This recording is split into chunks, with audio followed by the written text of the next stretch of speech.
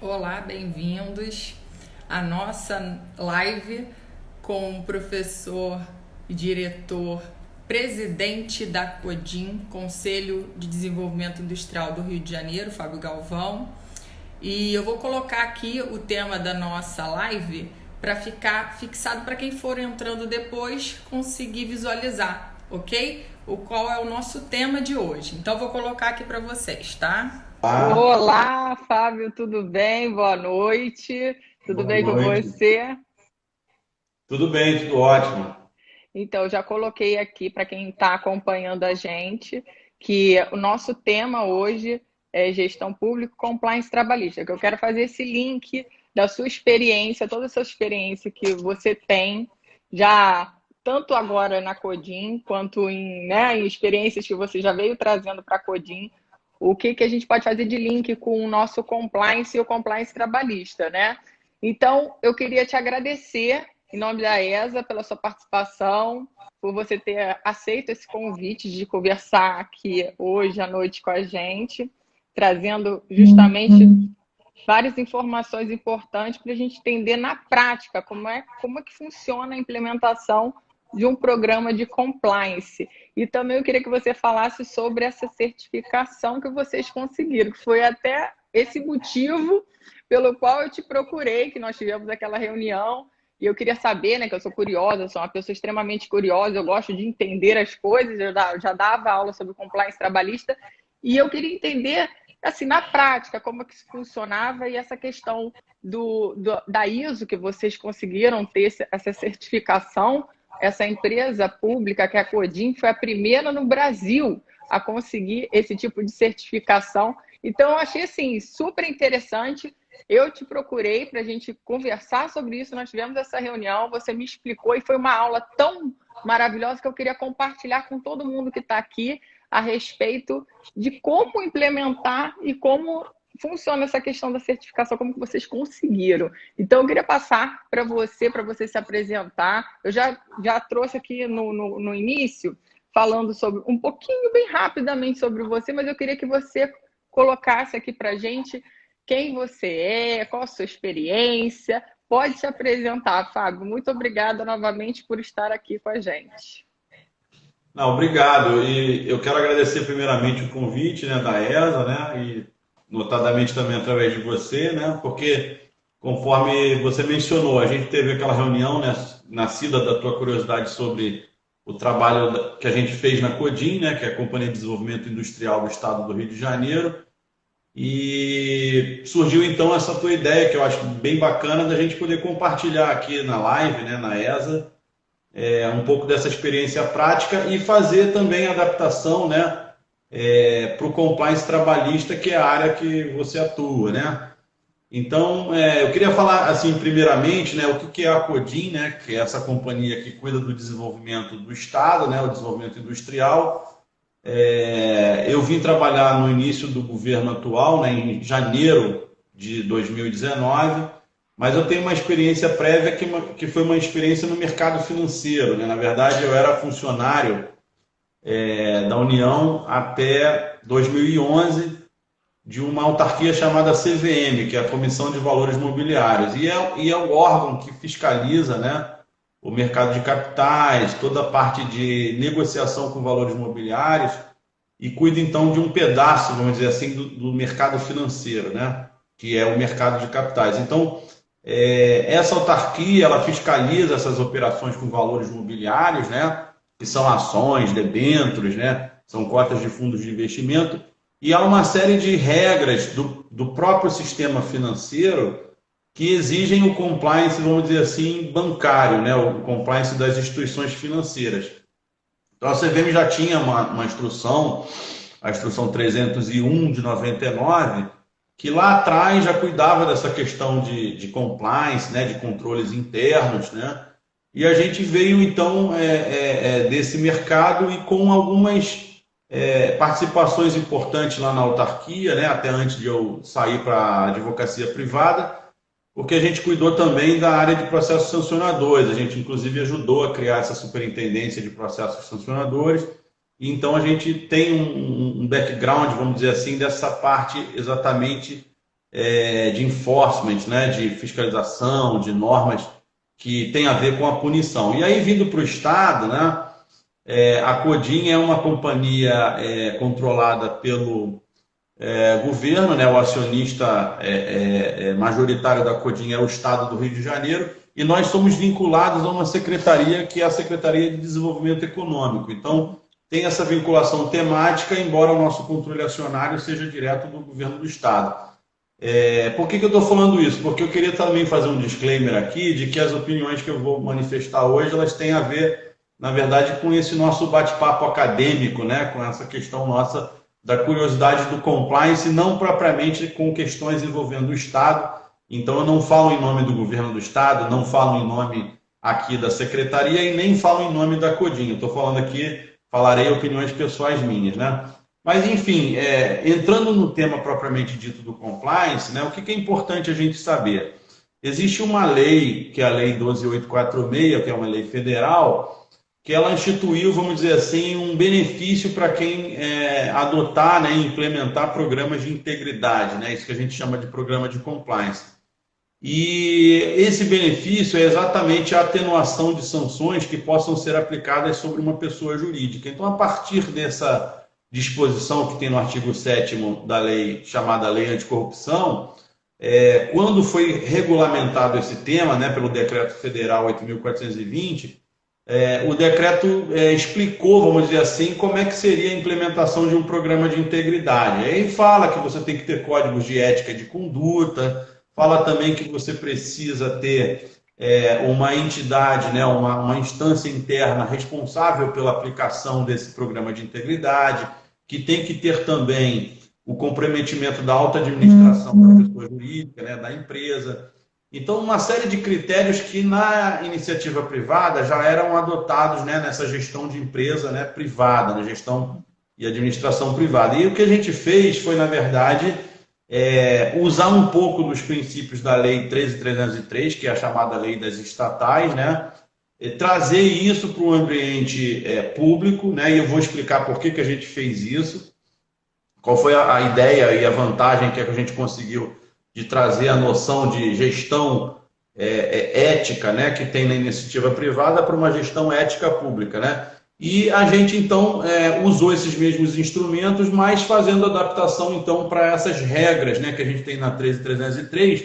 E aqui, no caso do Estado do Rio de Janeiro, existe um decreto, que é o Decreto 46.188, que também trata da regulamentação da Lei das Estatais no âmbito do Estado do Rio de Janeiro. Então, tudo isso foi levado em consideração para que a gente, então, passasse a trabalhar com a seguinte ideia. Ora, se a gente, como companhia do Estado, a gente lida com empresas privadas que pedem incentivos fiscais, né? E aí eu tenho que explicar o que a Codin faz. A Codin é uma empresa que ela atua no desenvolvimento através de fomento que dá para as empresas que querem se instalar no Estado do Rio de Janeiro. Então, empresas que querem trabalhar no setor industrial do Estado, elas têm uma série de possibilidades de incentivos fiscais, né? Programas, por exemplo, da Lei 6979, né? Do programa Rio Log e outros programas que tem, que eles são baseados na utilização desses mecanismos de fomento tributário. Então, a Codin recebe esses pleitos de incentivo fiscal, notadamente, né, para reduzir a alíquota de ICMS, né, porque se você trabalhasse com regime tributário normal, você entra numa guerra fiscal com os outros estados que oferecem mais benefícios e aí a gente perde empresas que vão para os outros estados da federação. Quando a gente começa a entrar com esses mecanismos de incentivo fiscal, então a gente consegue reter empresas aqui e atrair novas empresas para o estado. Então, esse mecanismo, né, que é um mecanismo bastante bacana, ele tem uma série de, vamos dizer assim, circunstâncias que a gente tem que ter cuidado com relação a essa questão da integridade, da ética, da transparência, né? E por que eu digo isso? Porque a gente sabe que num passado recente, o Tribunal de Contas do Estado, ele fez uma auditoria e mencionou que, né, no período de 2008 até 2013, o Estado deixou de arrecadar alguns bilhões de reais de ICMS em função de incentivos fiscais que, segundo o TCE, né, não é a minha opinião, teriam sido assim mal utilizados, né? Mal, vamos dizer assim, versados, né? Então, para que isso não aconteça, né? Para que a gente não tenha essa suspeita, né?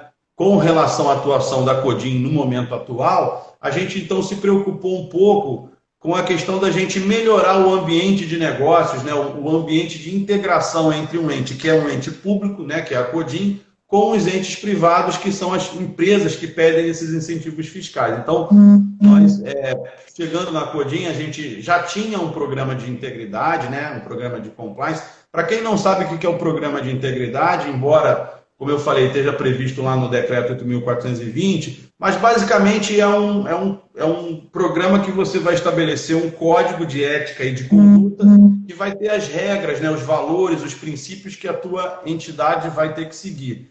E ali dentro desse código você prevê qual é o padrão de conduta esperada do teu colaborador, da diretoria, né, do conselho de administração. Então é como se fosse um guia ético e um guia de conduta da empresa. Se algum colaborador se desvia desse padrão de conduta, então você tem que aplicar sanções, né? Você tem que aplicar medidas de mitigação, né, desses riscos da empresa. E para que isso aconteça, é como acontece também no sistema judicial, né? A gente tem que abrir um processo disciplinar interno, garantir ampla defesa, o contraditório, o devido processo, né? Aquilo tudo que a gente como advogado conhece bem, mas que na esfera disciplinar, né, a gente ainda não tinha exemplos em empresas estatais fazendo isso, né? Se falou sempre muito assim de abrir sindicância administrativa, mas não é a mesma coisa.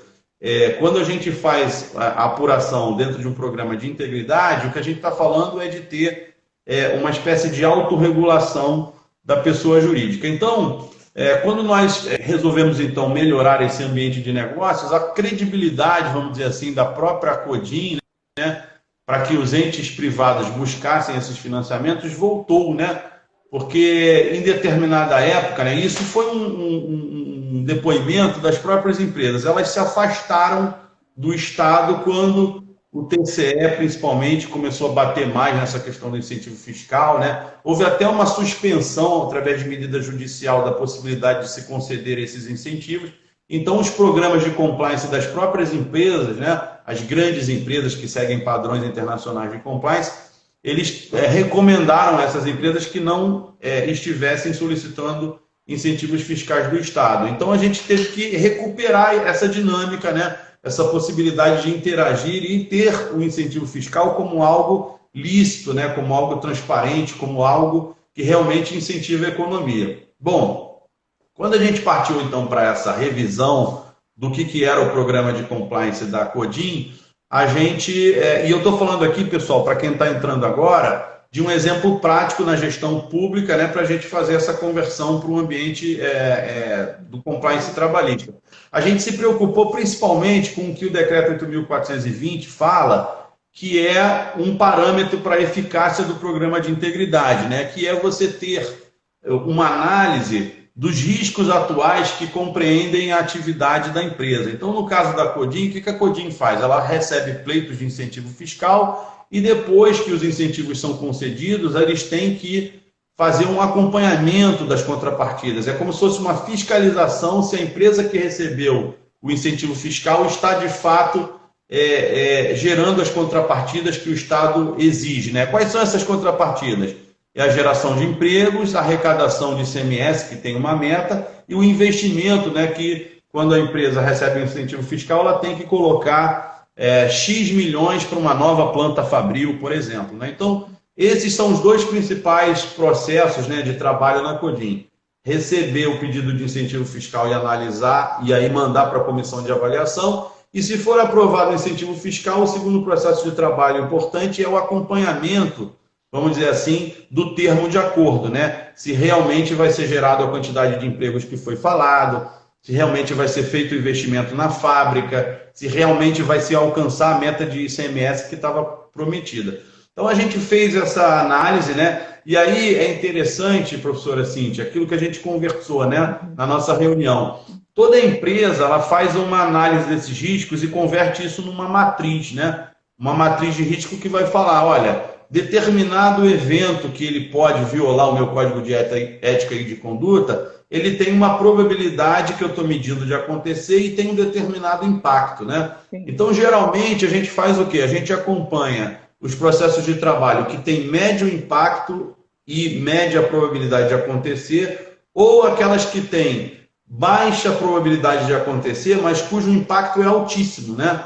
Que geralmente são aquelas situações imprevistas, mas que podem quebrar, né? Fazer uma empresa ir à bancarrota. Então, com essa matriz da Codin, né, que a gente avaliou, né, vimos que eram esses dois processos de trabalho que tínhamos que enfocar, e aí a gente começou a produzir, além do Código de Ética e de Conduta, da Carta de Governança, né, que são documentos que todo programa de integridade tem. A gente começou a fazer normativas para disciplinar como é que seria a mitigação de riscos dentro desses processos de trabalho que eu falei que são os dois principais da Codin. Então, quando foi em junho de 2019, nós editamos uma portaria, que é a portaria número 5 de 2019, que fala o seguinte: olha, a empresa agora, para conseguir um incentivo fiscal na Codin, ela vai ter que se comprometer, quando ela apresenta o pedido de incentivo, a ela implantar um programa de integridade dentro de um determinado prazo. Então,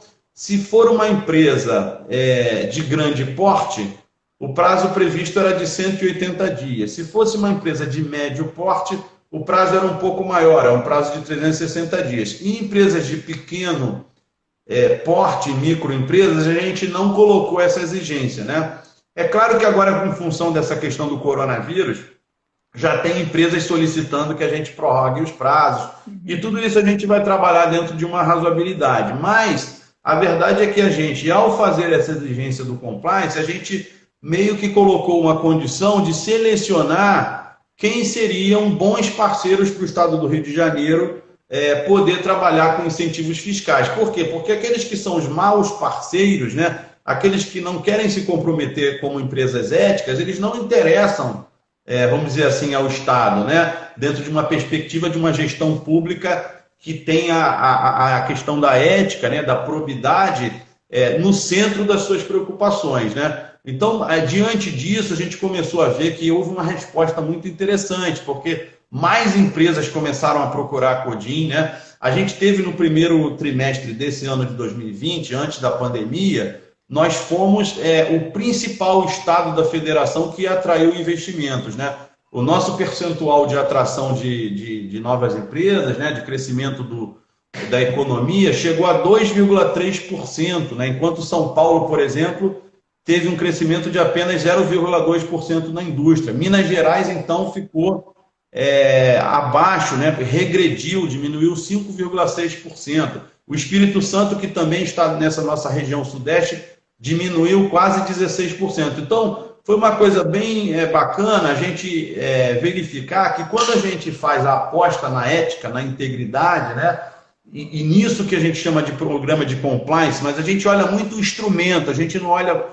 às vezes não olha isso como política, como finalidade, né? Que foi o que nós quisemos conduzir no âmbito da Codin. A gente viu que a resposta foi formidável, e isso aponta o quê? Hoje, existem empresas, as grandes empresas, principalmente aquelas que são companhias abertas, listadas em bolsa, que elas já têm exigência de compliance, tá? Compliance internacional, contabilidade internacional. Essas empresas, se o poder público não tiver apto a conversar de igual para igual, elas não vão ter sinergia nessa questão do incentivo fiscal com o Estado, né? E por que a gente fala isso? De novo, porque lá atrás o TCE quase que condenou essa questão do incentivo fiscal entre 2008 e 2013. Então a gente precisava recuperar esse ambiente, né, de sinergia entre o público e o privado, e nada melhor do que a gente apostar em transparência, em ética, né, na verdade, critérios claros, né, de concessão dos incentivos fiscais para a gente resgatar essa credibilidade.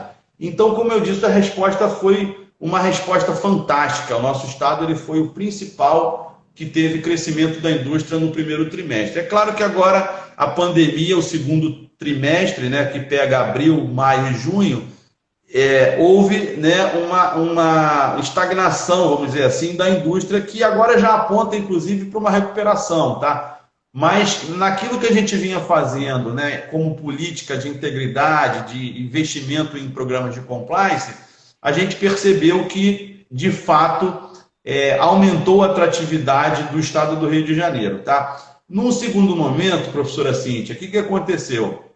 A gente queria fazer mostrar... só um adendo, queria fazer um Claro. adendo aqui e te parabenizar pelo seu trabalho, porque, na verdade, isso tudo está sendo possível pela sua experiência. Como você já tinha essa experiência lá na CVM, você falou Comissão de Valores Imobiliários, e lidava já com compliance, porque as pessoas confundem um pouco achando que o compliance só chegou depois da Lei 12.846 de 2013. Isso na verdade não foi isso. Ela já existia, o compliance já existia até em vários outros países, e as empresas que faziam transação até com outros países, inclusive Estados Unidos, que tem uma legislação específica sobre isso, porque eles já passaram por algumas situações lá em relação a essa questão da integridade, da demonstração, da ética, e aí as empresas que eram brasileiras, principalmente as que lidavam com as instituições financeiras, que lidavam com o mercado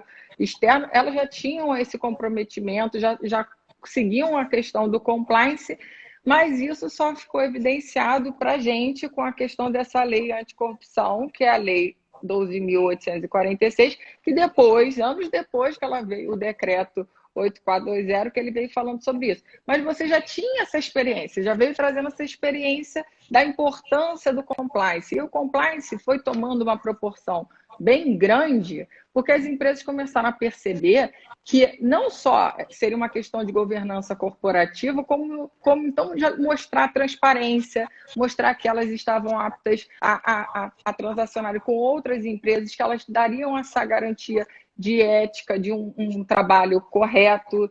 E a nossa lei de anticorrupção, ela só veio a fomentar, porque ela veio aplicando uma responsabilidade objetiva para as empresas que cometesse algum tipo de ato de corrupção com a administração pública, sendo ela nacional ou estrangeira, elas iam sofrer sanções severas, assim, multas muito altas, podendo até serem dissolvidas, não existirem mais. E o programa de integridade, porque ali não tinha o nome de compliance ainda, né? Esse nome a gente veio adotando, mas lá na Lei 12.846, ela vinha falando programa de integridade. E até então não se falava como seria esse programa. O decreto veio estabelecendo algumas diretrizes de como ele funcionaria, quais as ferramentas que poderiam ser usadas. E as empresas, não só aquelas que fariam algum tipo de transação, né, comercial com a administração pública, mas outras empresas também começaram a perceber a importância do compliance. E a própria administração pública, direta e indireta, está vendo a necessidade de implementar, como a Codin fez. E a Codin fez justamente por essa sua experiência, vocês implementaram na própria Codin, que é essa empresa pública, o programa de compliance. E passou também a exigir das empresas, das indústrias que quisessem esses incentivos fiscais, que foi uma jogada de mestre, que você está de parabéns, por isso que eu falo. Era uma situação de necessidade, como tornar isso algo atrativo, voltar a ser atrativo para essas indústrias, como você acabou de contar aqui para a gente, tornar isso atrativo para essas indústrias e, ao mesmo tempo, mostrar o seguinte: olha, nós estamos preocupados com a transparência, com a ética, não queremos mais atos de corrupção, até porque isso é um ciclo vicioso, né? Na verdade, se você acaba fazendo alguma coisa dessa, vai respingar na administração pública e acaba que atinge toda a sociedade. Então, essa preocupação da Codin, e principalmente você que teve, né, essa sacada de fazer esse link entre as empresas que estavam ali pedindo esses incentivos, tendo como uma obrigatoriedade, né, no caso das grandes e médias empresas, a questão do programa de compliance, é fantástico, porque todo mundo só tem a ganhar, né? Então, desculpa que eu só quis fazer esse corte só para retomar. Não, foi ótimo. Retomar, Inclusive, eu lembrei aqui de uma parte da nossa conversa anterior, na nossa reunião, que foi justamente a gente entender que compliance é uma coisa só, né? Algumas pessoas, né, tentam colocar segmentações dentro do compliance. Na verdade, o compliance ele é um programa que é adotado pela pessoa jurídica, né? E aí dentro da pessoa jurídica, né, dentro da empresa, você vai ver onde está o teu risco maior. Então, se eu tenho riscos relacionados a questões trabalhistas, né, eu faço um enfoque, eu faço uma norma, um procedimento operacional para cuidar dos riscos que eu tenho relacionado a contratos de trabalho. Aí eu falei assim para você, mas é sempre bom fazer trabalhista. Faça trabalhista também. Faça o compliance, coloque também as questões trabalhistas, porque ali você pode fazer um regulamento de empresa, ali você dita as normas para os seus empregados. É bom. Então, assim, desculpa só que me intrometendo, porque foi aquele ponto que eu destaquei sobre o compliance trabalhista. E é bacana nessa questão né, de você levar o compliance para essas relações de trabalho, porque você sabe que quando a gente tem o regulamento interno do compliance, a parte de sanções, onde a gente se baseia justamente na CLT, né? Porque são advertências, né? A suspensão do contrato de trabalho. Então, você não inventa a roda, você usa o que já tem na legislação de possibilidade para você, vamos dizer assim, punir o empregado que descumpre o programa de compliance, né? Mas eu queria só para fazer um passozinho atrás para a gente entender melhor, né? Essa questão do compliance ser um tema único, porque quando a gente fala que a 12846, a Lei Anticorrupção, ela veio para esclarecer como que era, vamos dizer assim, a implementação do programa de compliance, por outro lado, a gente não pode deixar de lembrar que esses controles internos todos que foram, vamos dizer assim, formalizados com a Lei Anticorrupção, eles já existiam lá atrás. Então, a nossa Lei de Lavagem de Dinheiro, que é a Lei 9613, né, lá de 98, já tratava de controles internos no âmbito das instituições financeiras. E por isso até que eu mencionei a instrução da CVM, que é a instrução 301 de 99, né, um ano depois da Lei de Lavagem de Dinheiro, que trabalhava essas questões todas já lá atrás, né, há mais de 20 anos atrás, trabalhando justamente, né, a necessidade de eu ter uma mitigação de riscos, né? Porque para que servem esses controles internos? É para você mitigar os riscos que tem, no caso da lei de lavagem, no sistema financeiro, né? Para que serve a lei anticorrupção? Para você mitigar os riscos que há de atos contra o erário, né? De atos que possam atentar contra os princípios da administração pública. Então, veja que sempre é uma adaptação de você ter controles internos, né? Um programa de controles internos para mitigação de riscos. Então, a gente fez isso lá atrás no sistema financeiro, fez isso com a 12846 e com o decreto 8.420 no âmbito da União, né? Porque a grande entidade que fazia a aplicação dessas sanções que foram atenuadas no artigo 7º da Lei Anticorrupção era a CGU, né? Hoje Ministério da Transparência. E aí, mais para frente, a gente teve tentativas dos estados de regulamentarem nas suas próprias jurisdições, né? Iniciativas de governança, iniciativas de compliance, né? A gente tem o decreto 9.203, que fala um pouco de governança no âmbito federal, mas a gente sabe que cada estado depois foi regulamentando dentro do seu território, né? Aqui no estado do Rio de Janeiro, a nossa regulamentação de compliance tem muito a ver com aquela lei 7753, que trata mais de licitações públicas, né? Então, acima de determinado valor, então ele estabelece, né, se for para obras, ele estabelece lá a exigência também de você ter o programa de integridade, mas a gente não tinha ainda para incentivos fiscais. E aí que eu acho que foi a grande, vamos dizer assim, inovação nossa com a portaria número 5 da CODIM, de exigir isso para a gente ter mitigação de riscos na relação com quem pede incentivo fiscal e depois não cumpre, né, a meta de arrecadação de ICMS, quem não gera os empregos, né, quem não faz os investimentos que estavam compromissados para você, por exemplo, implantar um polo industrial. Então, tudo isso a gente começou a trabalhar com regras claras.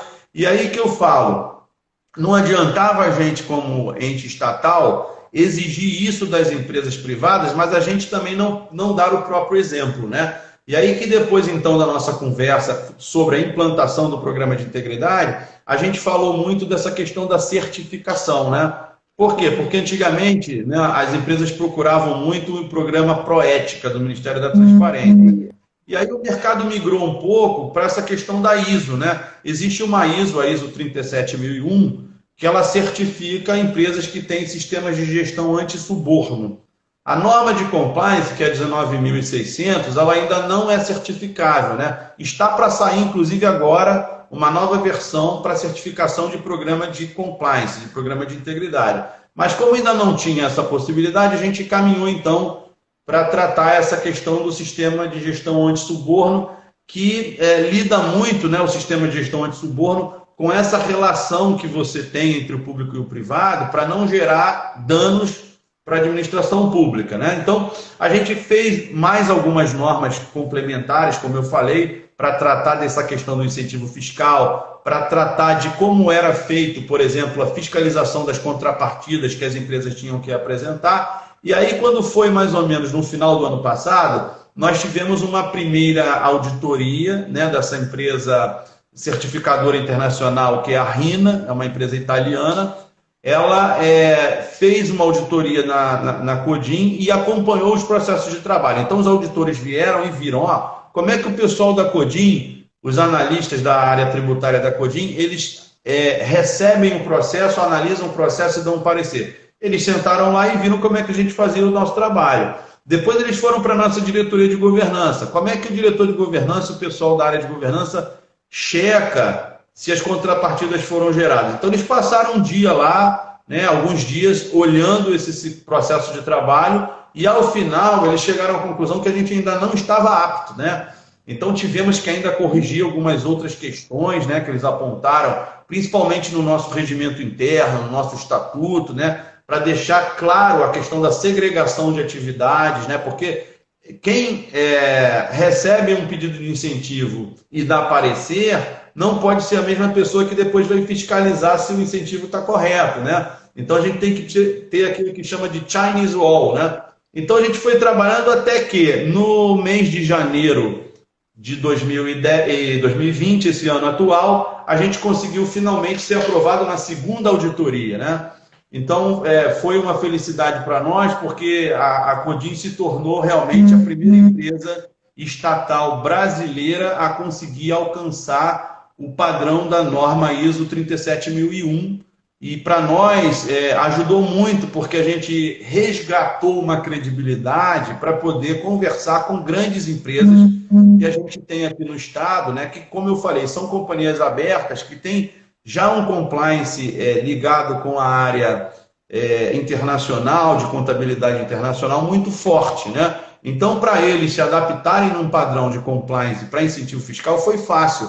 Por isso aqui, na portaria número 5, o prazo para empresas de grande porte se adaptarem é menor, é de 180 dias. Por quê? Porque ele já tem esse arcabouço todo dentro do sistema de governança da grande empresa, principalmente as que são companhias abertas listadas em bolsa, né? E são algumas que aqui no estado pedem incentivos fiscais, né? Por outro lado, aquelas empresas que eram de médio porte, que ainda não tinham feito esse investimento, né? Porque eu chamo isso não é despesa, isso é um investimento em integridade, em transparência, né? Em ética, né? As empresas que ainda não tinham assumido esse compromisso com a ética, então tiveram um prazo maior, esse prazo de 360 dias, que a gente agora já passou a fiscalizar no nosso trabalho ordinário, né?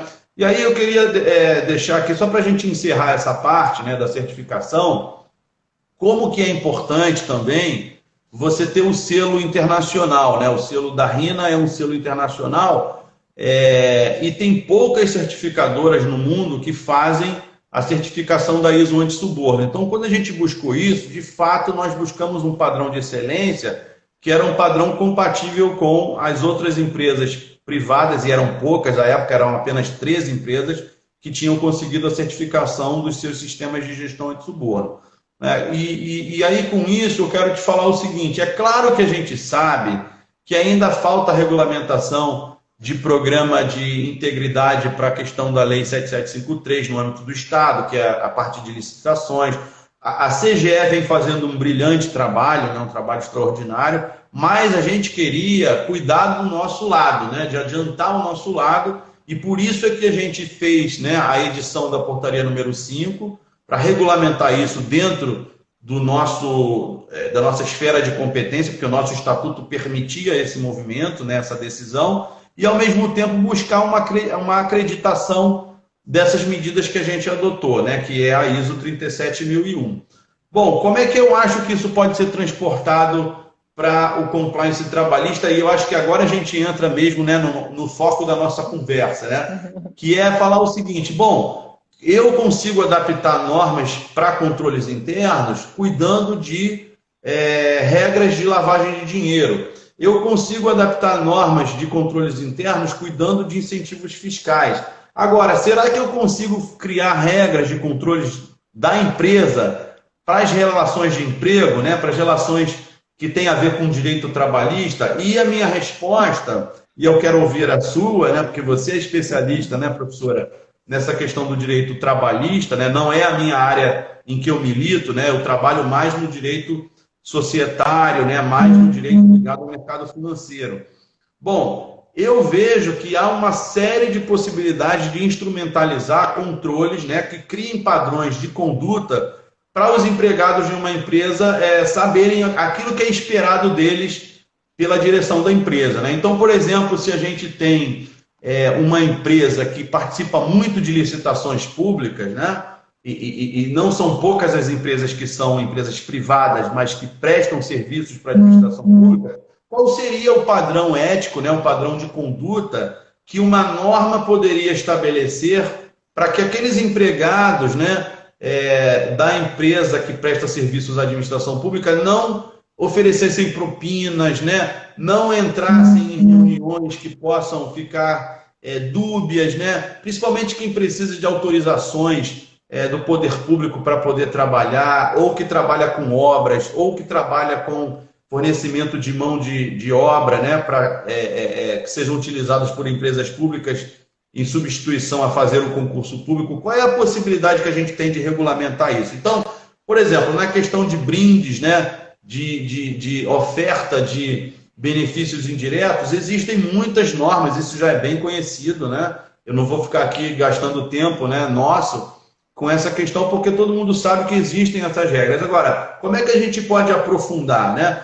Então, se eu tenho uma empresa que pela sua característica, trabalha, por exemplo, no setor de óleo e gás, que é um setor importante aqui no estado, quais seriam as regras que eu teria dentro do meu compliance trabalhista, ou seja, regulando o que o meu empregado pode fazer para não gerar o risco de que a minha empresa que está ali prestando um serviço que é um serviço autorizado, vamos dizer assim, pelo Estado, de exploração, por exemplo, de um campo de petróleo ou de uma manutenção, né, dentro de um estaleiro naval, o que a gente pode estabelecer de regras para que esses empregados não venham atrair para a empresa aquilo mesmo que você mencionou, que hoje é tratado como responsabilidade objetiva, né?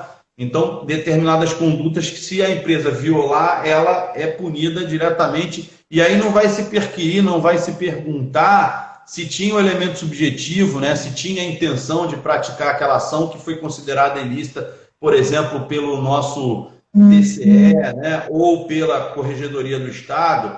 Como é que a gente dialoga com essas possibilidades da gente estabelecer os padrões de conduta? Então, eu vejo sim, né, e é isso que eu queria aqui abonar hoje, né, daquela nossa conversa, uma série de questões, não só do incentivo fiscal e não só da lei anticorrupção, que são práticas que na relação de emprego a gente tem que regular. E vão desde questões, né, envolvendo consequências ambientais, né, consequências da própria interação com o poder público, consequências, às vezes, que podem gerar um dano de imagem para a empresa.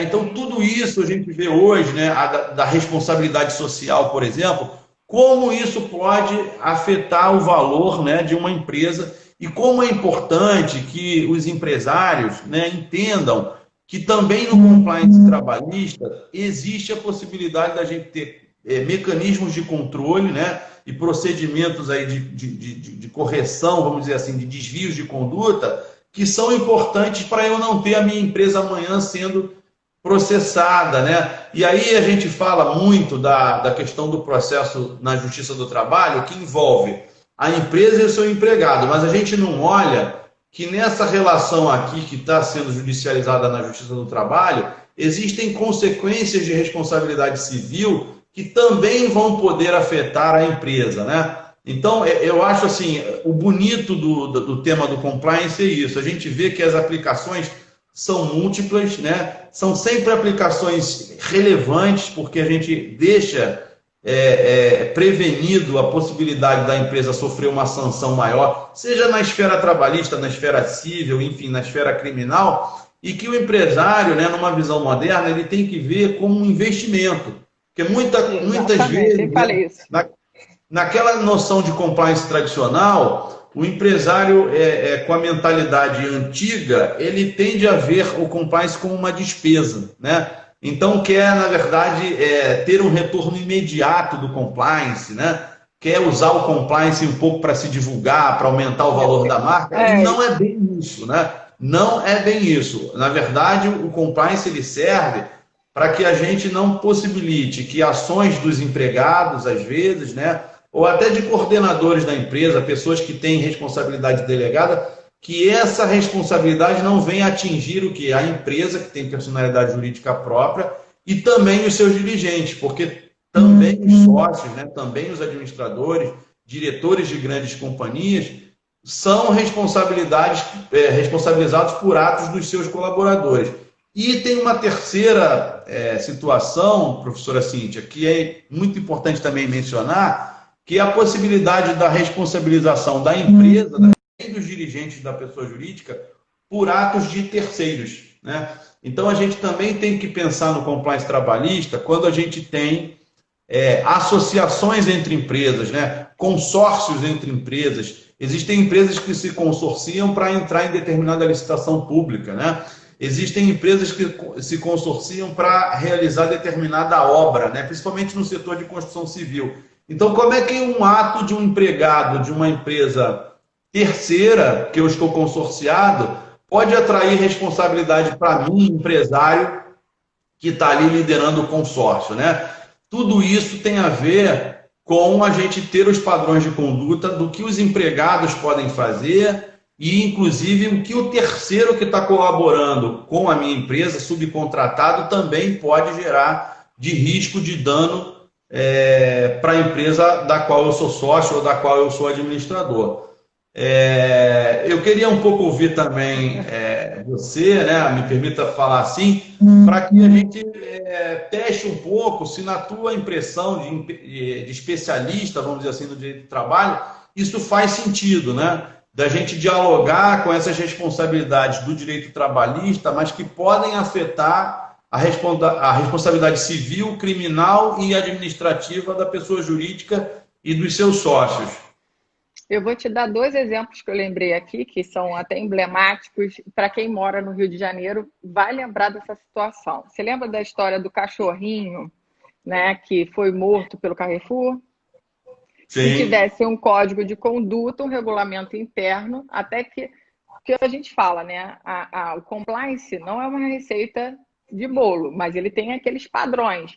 Então, é feito um mapeamento de risco, é feito uma análise lá do clima organizacional, para determinada empresa, naquela determinada localidade, esses fatores, né, eles vão se diferenciar. Então, no caso que eu estou dando aqui de exemplo do Carrefour, se existisse assim, um mapeamento de riscos com relação às condutas a serem adotadas pelos funcionários, como tratar os clientes, como tratar, se de repente aquele lugar ali tem algum tipo de mendigos que dormam ali, ou então cachorros que fiquem por ali, qual é a conduta que deve ser adotada? É assim, até meio ridículo falar para uma pessoa como ela deve, qual a conduta que ela deve adotar com outro ser humano e também com animal. Mas isso pode constar no código de conduta e também existir ali uma previsão de sanção.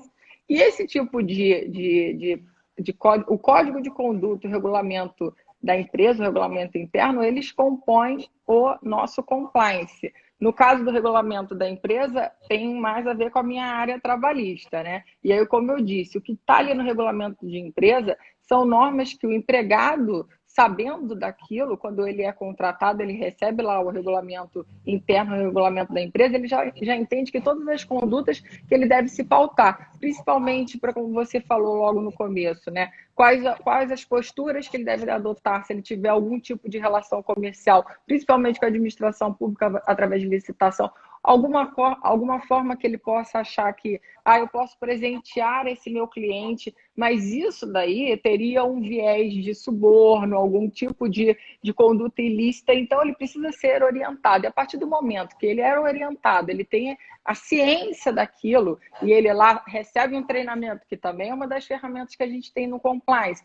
ou então que alguém perceba que está havendo uma conduta errônea e comunica através de um canal de denúncia, aquele empregado que já teve ciência através do código de conduta ou então de regulamento interno, ele pode ali sofrer as sanções. E com isso, a empresa ela pode observar dentro desse conjunto do trabalhista quais são os regramentos que ela entende por correto e, com isso, adotar as sanções necessárias para aquele empregado. Então, acaba que o compliance, além de estar fazendo aquele trabalho de prevenção de atos de suborno, de antissuborno, anticorrupção, e atenderia, se fosse o caso, a questão da Lei 12.846 para as empresas que prestam ali, né, que fazem contrato com a administração pública direta, já atingiria essa finalidade.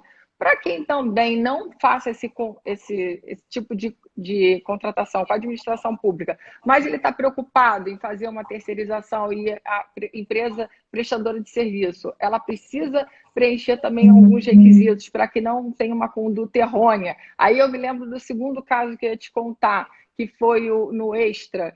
Não sei se você se lembra, o rapaz que ele...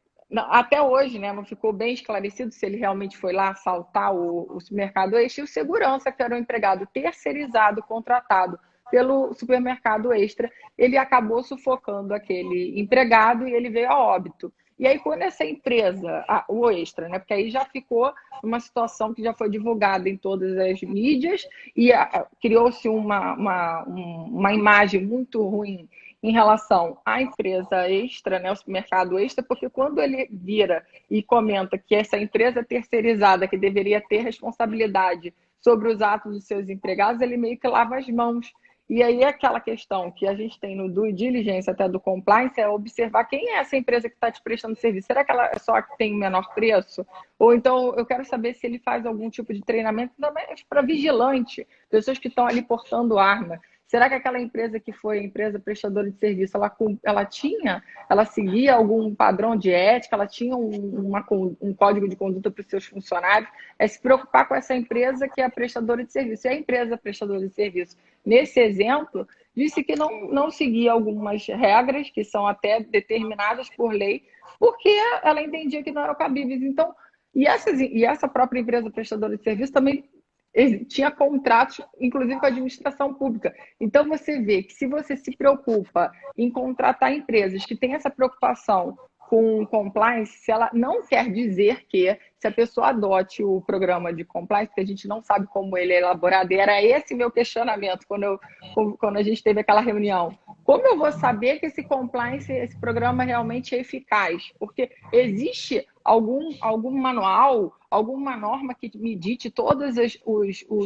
pormenores, todos os requisitos que devem ser preenchidos. A gente ainda não tem esse tipo de regulamentação. O que você falou, que como a Codin buscou uma certificação através da RINA, né, que deu essa certificação da ISO 37001, e ainda vocês fizeram uma primeira auditoria, e mesmo sendo uma empresa grande, preocupada, ainda faltavam alguns ajustes. Então, com isso eu quero dizer que o compliance é algo para ser levado a sério. Acho que falta realmente uma regulamentação nesse sentido, para que a gente busque dentro das ferramentas que a gente tem disponível no compliance, o que a gente precisa obedecer de requisito, e com isso tornar o compliance eficaz. Porque não adianta uma empresa dizer que tem um programa de compliance e lavar as mãos e falar pro mercado extra, olha, eu fiz o que eu achei que eu deveria fazer, o meu empregado estava aqui, se ele não fez curso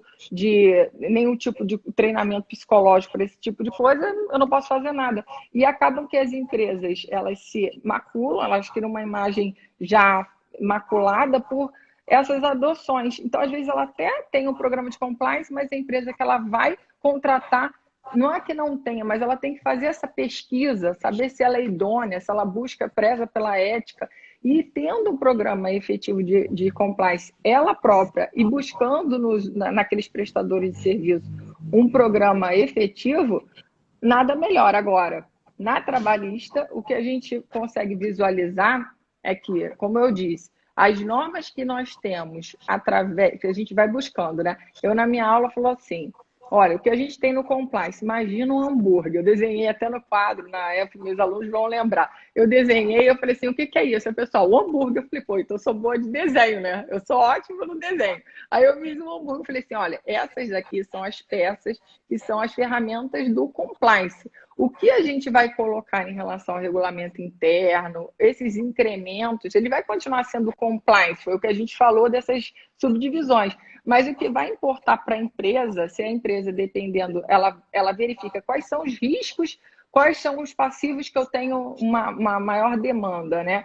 É no caso meu da trabalhista, então eu vou buscar resolver isso. Se a minha empresa tem problema de assédio, eu vou buscar corrigir isso através de uma análise aí tem a participação de psicólogo, pessoal do RH, todo mundo participa junto para entender o que está acontecendo dentro dessa empresa de errado, para que isso dali seja corrigido e conseguem até corrigir através de um código de conduta, de um regulamento interno dizendo, olha, a conduta adotada aqui na empresa é assim, assado, cozido.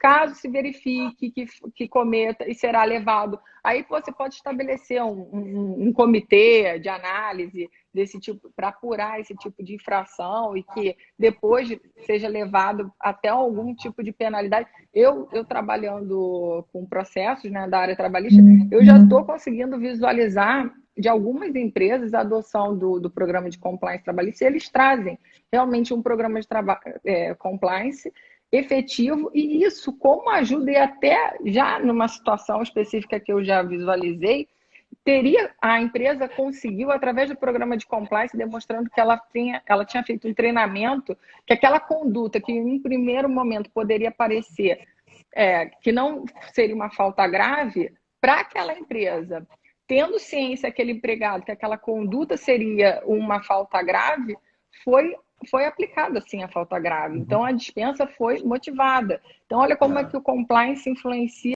nessas situações, inclusive a trabalhista também. O que eu posso te dizer com base na experiência que eu já tive, né? Porque eu fui compliance officer de algumas empresas de setores diferentes, setor de saúde, setor de educação, setor de construção civil, é que, assim, de fato é muito importante a questão do treinamento. O treinamento que você dá a cartilha do Código de Ética na integração do empregado, e depois você faz, pode ser 1 ano depois ou 2 anos, você faz uma reciclagem. Isso é muito relevante, a questão do canal de denúncias é muito importante. Agora, eu acho que a chave para a efetividade de um programa de integridade é a questão do risk assessment, né? Que é a gestão de riscos, é quando você faz a revisão da matriz de risco da empresa. E é justamente o que você acabou de falar. Se eu consigo enxergar que eu estou sendo eficaz, né? Estou sendo preciso na mitigação de risco nas atividades da minha empresa, aí sim o teu programa é eficaz, independentemente de certificação, independentemente de você ter decreto ou lei que fale sobre esse tema, mas o que importa para você é evitar que a tua empresa seja atingida por processos que podem ser processos trabalhistas, podem ser processos criminais, processos cíveis, podem ser processos administrativos que venham do sistema financeiro, de entidades que fiscalizam o sistema financeiro, mas é essa a medida da efetividade, é você ter resposta na tua gestão de risco e você saber de tempos em tempos que você está monitorando esses riscos. De tempos em tempos você está revisando as normas da tua empresa, e foi isso que nós fizemos na Codim. Ora, a Codim já tinha o seu padrão lá de compliance, a Codim já tinha uma carta de governança. O que a gente fez foi revisar tudo isso para que não acontecessem mais, como aconteceu no passado, processos de improbidade administrativa de diretores por conta da concessão de incentivos fiscais, processos criminais envolvendo empresas que receberam incentivos fiscais. Então, a gente procurou essa medida da eficiência no nosso risk assessment, ou seja, na nossa gestão para mitigar os riscos específicos das atividades da Codim. Eu acho que na empresa, olhando para a parte trabalhista, isso tem muito a ver. Eu acho que isso tem muita aplicação, porque assim, é o foco mesmo na gestão de risco para você não ter processo trabalhista, e aí a importância, né, de você ter um especialista em direito do trabalho que acompanhe a empresa, né, que preste essa assessoria, mas também olhando para a possibilidade dessas condutas que o empregado às vezes viola, possa trazer dano para a empresa, possa trazer dano para os dirigentes da empresa e até nas relações com pessoas que a gente subcontrata. Não era nem empregado da minha empresa, pois não, mas ele era um terceirizado que estava trabalhando ao seu mando para executar um determinado trabalho, uma determinada tarefa e que gerou um dano para terceiro que agora você vai ter que indenizar. Eu acho que essa é a medida, né, a chave para você encontrar a efetividade de um programa de compliance, independentemente do setor da empresa, independentemente se a gente está enfocando o compliance financeiro, o compliance trabalhista, o compliance educacional, o compliance na área de saúde, porque a gente tem que trabalhar sim com os especialistas, né? E existem advogados especialistas em cada dessas áreas, né? Direito médico, direito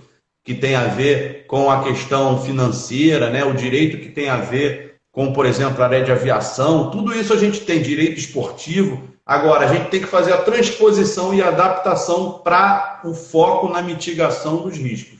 É isso. Exatamente. E no final é sempre assim, né? Num determinado momento o risco é X, pode ser que daqui a 3 anos seja Y.